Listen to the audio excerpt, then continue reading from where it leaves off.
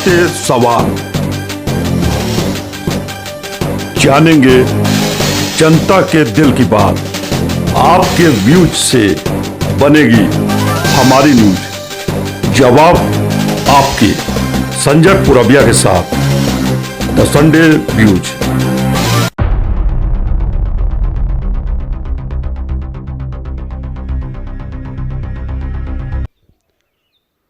प्रधानमंत्री नरेंद्र मोदी का साफ कहना है कि कोरोना संकट से बचने के लिए एहतियात बहुत जरूरी है। यानी आप खुद सावधान रहें और तभी आप अपने परिवार को भी बचा सकते हैं। यही वजह है कि उत्तर प्रदेश में मुख्यमंत्री योगी आदित्यनाथ ने शासन हो चाहे सचिवालय या सरकारी विभाग, सभी जगह उन्होंने सोशल डिस्टेंसिंग का पालन करते हुए ये सख्त हिदायत दी है कि ऑफिसर्स या यहाँ के जो मुलाजिम यानी कर्मचारी हैं वो पार्ट में आकर के अपना काम करें। यानी आधे संख्या में अधिकारी, आधे संख्या में कर्मचारी आए और अपने काम को बखूबी अंजाम दे। बात सही भी है कि कोरोना जिसे महामारी का नाम दिया जा चुका है, उससे हर कोई परेशान है। लेकिन यूपी में एक ऐसा भी विभाग है जहां पे कोरोना से जूझ रहे एक अधिकारी को सस्पेंड कर दिया गया है, वो भी ऐसे दौर में जब वो कोरोना पॉजिटिव है। उसका पूरा परिवार मानसिक रूप से परेशान है। लेकिन इस विभाग के अफसरों का कारस्तानी ये है कि उस आदमी ने यानी उस अधिकारी ने ईमानदारी से भ्रष्टाचार का पूरा पोल खोल दिया है। उसने ये दिखा दिया कि होमगार्ड्स विभाग के जो भी भ्रष्ट अफसर हैं उनका चेहरा कुछ आप देख रहे हैं, लेकिन हकीकत में बहुत ही कुरूप चेहरा है। जी हाँ, मैं आज यूपी में योगी राज में जहां जीरो टॉलरेंस की बात की जाती है, जहां मुख्यमंत्री कहते हैं कि ना ही अपराधियों को बख्शेंगे ना ही भ्रष्टाचार करने वालों को, सवाल ये उठता है कि अगर कोई ऑफिसर जो लंबे समय से मुख्यालय पे बैठे सीनियर अफसर भ्रष्टाचार कर रहे हैं, जिनकी कलई आज तक नहीं खुली, लेकिन उस अधिकारी ने सारा पोल खोल के रख दिया कि कौन कौन से ऑफिसर किस तरीके से पेट्रोल चोरी करवाते हैं, डीजल चोरी करवाते हैं, फर्जी मास्टर रोल बनाते हैं, यानी पूरी तरह से भ्रष्टाचार में शामिल हैं। लेकिन उनकी दबंगई मुख्यालय पे एकदम बदस्तूर जारी है। यही वजह है कि कोई कर्मचारी उनके खिलाफ आवाज़ उठा दे तो उसे सीधे निलंबन का दंश झेलना पड़ता है। जी हाँ, आज हम बात कर रहे हैं उत्तर प्रदेश के होमगार्ड विभाग की। चारबाग स्टेशन के पीछे होमगार्ड मुख्यालय है, जहाँ पे द संडे व्यूज ने खुलासा किया कि किस तरीके से एक जीएसओ यानी जूनियर स्टाफ अफसर मनोज कुमार को यही मुख्यालय पे बैठे सीनियर स्टाफ ऑफिसर यानी एसएचओ सुनील कुमार ने एक साजिश के तहत उन्हें सस्पेंड करा दिया। सस्पेंड कराने का आधार उन्होंने अपने भ्रष्टाचार का कलई खोलना नहीं बताया, उन्होंने आधार बदल दिया। सुनील कुमार ने बड़े ही षड्यंत्र के तहत आरोप लगाया और शासन में खासकर ये विभाग चेतन चौहान जी के स्वर्गवास की वजह से मुख्यमंत्री के पास है। तो शासन के अफसर जो यानी मुख्यमंत्री कार्यालय के जो अफसर हैं उनको भी गुमराह करके ये कहा कि मनोज कुमार एक महिला कमांडेंट के साथ अभद्र भाषा का चैटिंग में प्रयोग किया है, उनके पति की मर्यादा को ठेस पहुंचाया है, डीजी विजय कुमार की प्रतिष्ठा को भी उन्होंने ठेस पहुंचाया। यानी भ्रष्टाचार का मुद्दा किनारे करके उन्होंने डाइवर्ट कर दिया पूरे मामले को। नीता भरतिया जो बागपत की कमांडेंट है और जिन्होंने आरोप लगाया कि मनोज कुमार ने चैटिंग पे यानी व्हाट्सएप पे उनके साथ अमर्यादित भाषा का प्रयोग किया।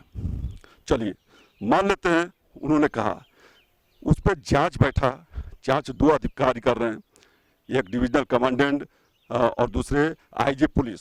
सवाल ये उठता है कि अगर मनोज कुमार ने अभद्र भाषा का प्रयोग किया, गाली का प्रयोग किया, डीजी के मान सम्मान और उस महिला अधिकारी के मान सम्मान को ठेस पहुंचाया है, तो व्हाट्सएप चैटिंग इसका सबूत कभी मिट नहीं सकता।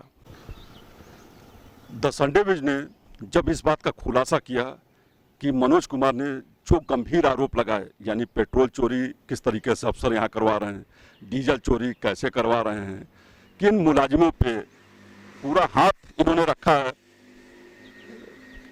है, इसके अलावा सरकारी धन यानी चुनाव के समय होमगार्डों को जो वेतन दिया जाता है, सरकार की तरफ से जो फंडिंग होती है, तो अगर वो पैसा बच गया तो उसे नियमावली के तहत शासन को तुरंत चुनाव के बाद वापस कर देना चाहिए। लेकिन गुरु, यहाँ के अफसर बड़े माहिर हैं, उनकी नीयत में खोट थी, तभी तो चुनाव खत्म होने के बाद उन लोगों ने ये पूरा पैसा रोका, वो पूरा पैसा आज तक रोक के रखा है। यही वजह है कि अफसरों की नीयत थी कि उस फंडिंग को गायब करा लें।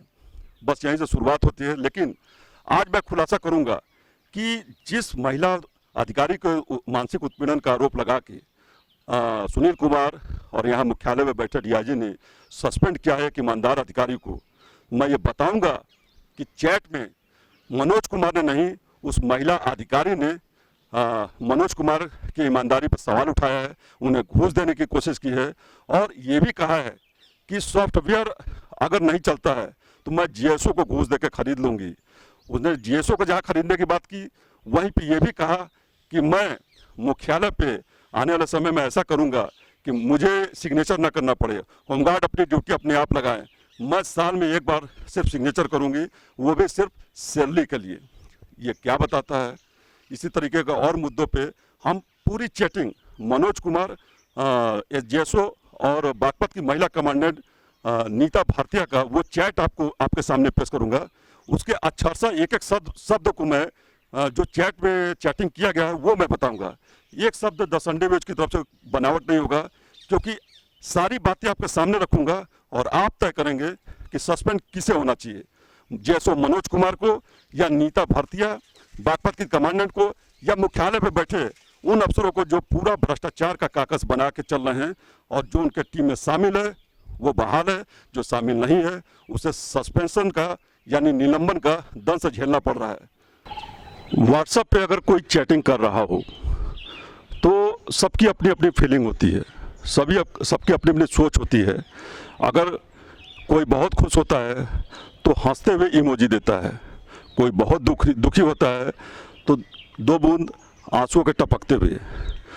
अगर कोई खुश है तो ठहाका लगाता है और अगर कोई बहुत ज़्यादा खुश है तो आंख दबा के यानी आंख मार के इमोजी भेजता है। सभी की अपनी अपनी फीलिंग है, अपनी अपनी अभिव्यक्ति है। हम बात कर रहे हैं मनोज कुमार और नीता भारतीय के बीच जो चैटिंग हुआ है, उस चैटिंग में जांच अधिकारियों के लिए मैं बता दूं कि सबसे इम्पोर्टेंट इमोजी है। क्यों? इसलिए कि उन्होंने आरोप लगाया है मनोज कुमार पे कि उन्होंने मेरे साथ अमर्यादित भाषा का प्रयोग किया, मेरे पतिदेव के साथ अमर्यादित भाषा का प्रयोग किया है, डीजी के मान सम्मान को ठेस पहुंचाया है। अगर ऐसा है तो स्वाभाविक है कि हर चैटिंग में उनकी इमोजी एंग्री यानी गुस्से वाली होनी चाहिए। लेकिन आप ध्यान दीजिएगा, खासकर मैं जांच अधिकारियों से निवेदन कर रहा हूं कि इमोजी में गुस्सा नहीं, उन्होंने घूस देने की बात तो की है और इमोजी में हंसते हुए ठहाका लगाते हुए और साथ ही साथ आंख मारने का इमोजी भेजा है। इसका क्या मतलब लगाया जाए? मैं महिलाओं का बहुत सम्मान करता हूं क्योंकि द संडे व्यूज सरकार के हर उस नीतियों पे चल रहा है जो सकारात्मक तरीके से है। जिस तरीके से महिलाओं का सम्मान है उसी तरीके से पुरुष अधिकारियों का भी सम्मान है। ये मुख्यालय के अफसरों को जानना चाहिए और ये जांच अधिकारियों के लिए बहुत ही महत्वपूर्ण पॉइंट है, क्योंकि इमोजी में नीता भारतीय ने मनोज कुमार के साथ जो चैटिंग किया है उसमें उन्होंने आंख भी मारा है और उसमें उन्होंने ठहाका भी लगाया है। यानी कि मनोज ने ऐसा कोई बात नहीं कहा जो मैंने चैटिंग देखा, अभी मैं आपको बताऊंगा भी, दिखाऊंगा भी कि किसी के मान मर्यादा को ठेस पहुंचे या डीजी के मान सम्मान को ठेस पहुंचे। अभी तो जांच अधिकारियों पर तय करता है कि वो किस विवेक से जांच कर रहे हैं और मुख्यालय के उन अफसरों पे जो सीनियर ऑफिसर है जिनके आंखों पे पट्टी बंधी है, जो एक तरफा फैसला ले रहे हैं, सीधे सस्पेंशन। जी नहीं, ऐसा नहीं होना चाहिए। हमेशा द संडे व्यूज सच का साथ देता है और यही वजह है कि इस मुहिम को आगे बढ़ाता रहेगा जब तक एक ईमानदार अफसर को न्याय नहीं मिलेगा। कैमरामैन प्रदीप के साथ Sanjay Purviya, the Sunday views, India Express news, Lucknow.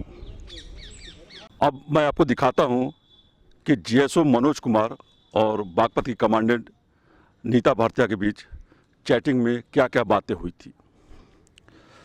1 जून को नीता भारतीय मनोज कुमार को चैटिंग करती हैं और उसमें लिखती हैं कि 30 जून से वेबसाइट नहीं चल रहा है, यानी वेबसाइट जिससे होमगार्डों की ड्यूटी लगाई जाती है वो वेबसाइट नहीं चल रहा है। 1 जून को ये पत्र उन्होंने लिखा और 30 जून की बात कर रही हैं। सोचने वाली बात है, क्या वे भविष्य वक्ता हो गई हैं? जो पहले ही उन्होंने आगाह कर दिया जेएसओ को कि वेबसाइट नहीं चल रही। खैर, मनोज कुमार ने जो जवाब दिया कि आप तुरंत लॉगिन चेक करें, 29 मई के बाद लॉगिन आपने नहीं किया है। यानी कि जब लॉगिन आप करेंगे ही नहीं तो वेबसाइट कैसे चलेगा, एक बड़ा सवाल है।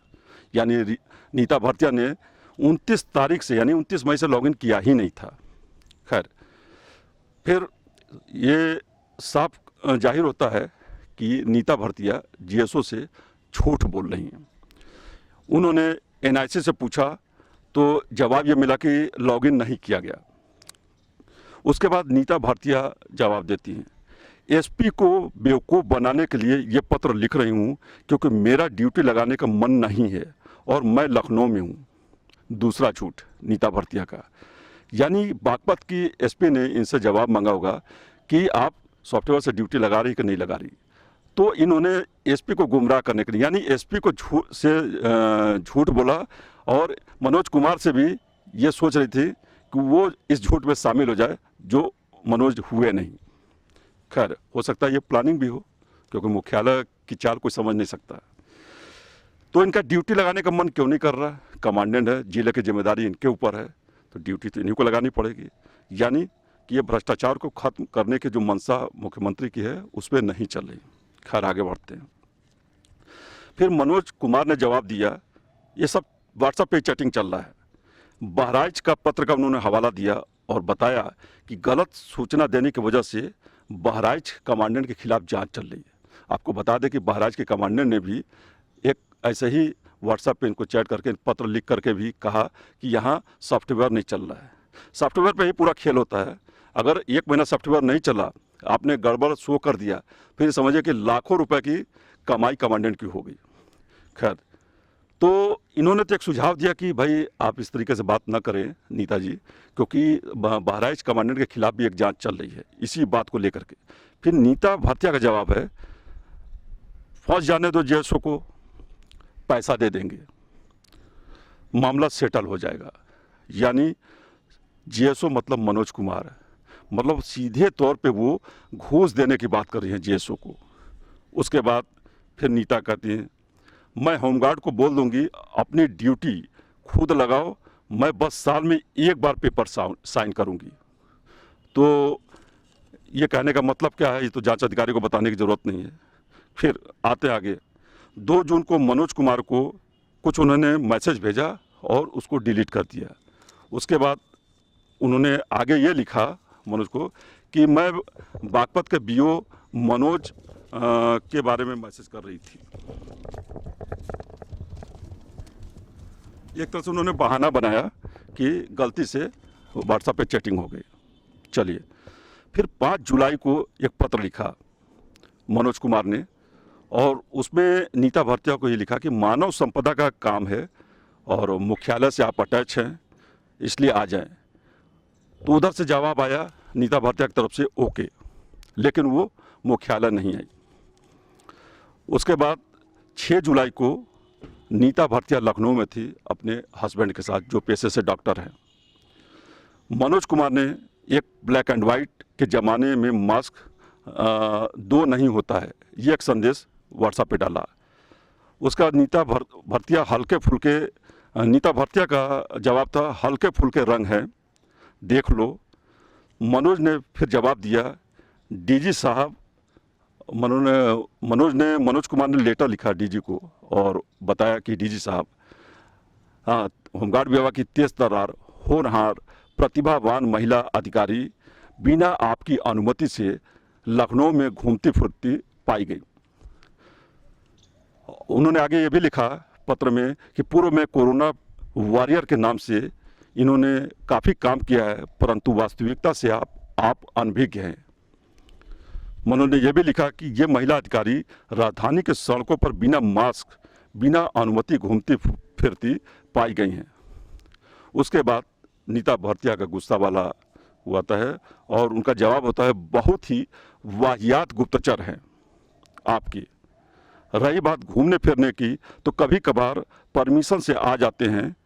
उन्होंने हंसने का इमोजन भेजा और आंख मारने का इमोजन।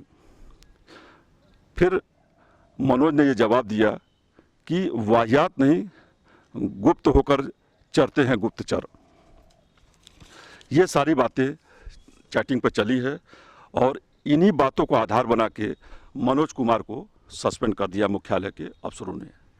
अब आप ये बताइए कि इसमें मनोज कुमार ने कौन सी ऐसी भाषा का प्रयोग किया जिससे डीजी साहब के मान सम्मान को ठेस पहुंच रहा है। नीता भरतिया और उनके हस्बैंड के मान सम्मान के खिलाफ बोला है, बल्कि हकीकत तो यह है कि जिस तरीके से इमोजन आंख मारने का, जिस तरीके से उन्होंने घूस देने की बात कही, कायदे से सस्पेंशन नीता भरतिया का होना चाहिए, ना कि मनोज कुमार का। अब ये जांच का विषय है और देखना है कि जांच का परिणाम क्या आता है, क्योंकि the Sunday news, India express news की निगाहें इस पूरे प्रकरण पर रहेगी, इस जांच रिपोर्ट पर रहेगी। क्योंकि एक कहावत है ना कि जब कोई एक गलती करता है तो उसे बचाने के लिए 10 झूठ का सहारा लेता है, और वो और साथ में उसकी जो टीम होती है सब फंसते जाते हैं। इस मामले में कुछ ऐसा ही हो रहा है, क्योंकि एक तरफ पूरा मुख्यालय जोर लगाए हुए है कि मनोज की बहाली ना हो, दूसरी तरफ नीता भरतिया इस बात में है कि वो इमोशनल गेम खेल करके किसी तरह से उसे बर्खास्त कराने पे आमादा है, जैसा कि मुझे सूचना मिली है। लेकिन अब देखना है कि ये विभाग मुख्यमंत्री योगी आदित्यनाथ की बात है, जो जीरो टॉलरेंस की बातें करते हैं, जो इंसाफ की बातें करते हैं। अब इस मामले में जीएसओ मनोज कुमार को इंसाफ मिलता है या नहीं मिलता है, क्योंकि इससे ज़्यादा सबूत द संडे न्यूज और कुछ नहीं दे सकता। लेकिन मेरी सीरीज जारी रहेगी, मैं बताता रहूँगा कि अफसरों ने किस तरीके से सालों से पेट्रोल चोरी कराया, सालों से डीजल चोरी करवाया है। इसके अलावा सरकारी धन का किस प्लानिंग के तहत ये हड़पना चाहते थे। सीरीज जारी रहेगी, देखते रहिए। द संडे न्यूज ने जब खुलासा किया कि किस तरीके से एक बेगुनाह, एक ईमानदार अधिकारी मनोज कुमार यानी जीएसओ को सस्पेंड कर दिया गया है, पूरे एक षड्यंत्र के तहत ये सारी कार्रवाई की गई है। उसके बाद से भूचाल सा आ गया है। पूरे उत्तर प्रदेश में होमगार्ड विभाग के अफसर, यहाँ तक कि जवान, सब द संडे न्यूज के साथ हैं, मनोज कुमार के साथ हैं। उन्हें मालूम है कि सच यही है कि यहाँ जो आवाज़ खोलेगा, जो मुंह खोलेगा, जो आवाज़ उठाएगा, उसको उसकी आवाज़ को दबा दी जाती है। लेकिन मनोज कुमार एक पहला ऑफिसर इस विभाग में है जिसने जीएसओ के खिलाफ खोलने का दम रखा और दिखा भी रहा है। लेकिन द संडे न्यूज लगातार खबरों को दिखाता रहा। इसका असर ये रहा कि अब एक दिन पहले मुख्यालय पर तैनात डीआईजी रंजीत सिंह ने एक पत्र जारी किया मीडिया को, और उसमें उन्होंने एक शब्द इस्तेमाल किया है कि सोशल मीडिया पे जो खबरें चलाई जा रही हैं, जो दिखाई जा रही हैं, वो उससे मनोज कुमार के सस्पेंशन से कोई लेना देना नहीं, क्योंकि वो मुद्दा दूसरा है।